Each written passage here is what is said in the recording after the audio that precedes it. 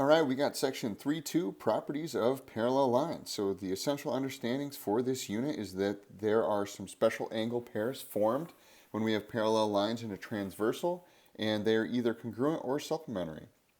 Then we also have geometric postulates and theorems that can be combined with algebra to find some angle measures.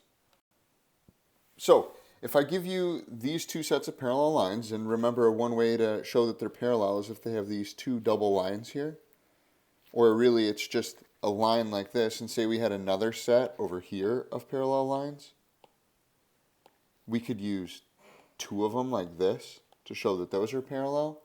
I could also draw another line over here, and if I have just one, it means it's parallel to these two black ones. So that's just one quick thing about parallel lines. So these are parallel here, and so what basically I'm trying to do is if I label this angle 1 and I label this angle 2, I want to try and figure out how angle 1 and angle 2 are related. So to do that, I'm going to go ahead and I'm going to draw this line, and I know that this is going to be 90 degrees, and so let me redo this A, and then this is a B over here. And since this is 90 degrees, this also has to be 90 degrees. We're going to assume that that's true.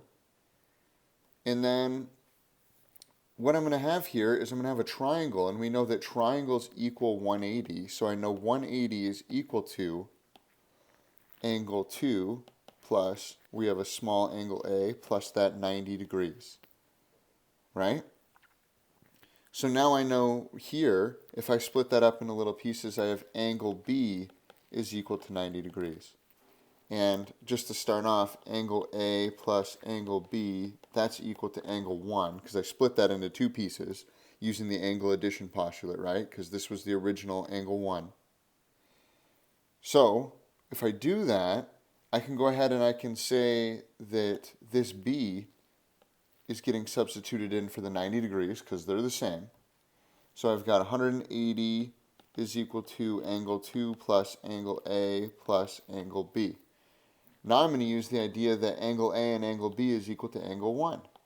So I'm going to plug that in there. So 180 degrees is equal to angle 2 plus angle 1. So there you have it. These angles are going to add up to 180, angles 1 and 2. So this is postulate 3.1, and this is the same side interior angles. So the transversal intersects two parallel lines, then the pairs of same side interior angles of these are supplementary. So this is like a if this happens, then that happens type thing. So the measure of angle 5 plus the measure of angle 6 is equal to 180, and we proved that on the side before. Real quick, just so you know, this is a postulate. So this is an accepted fact.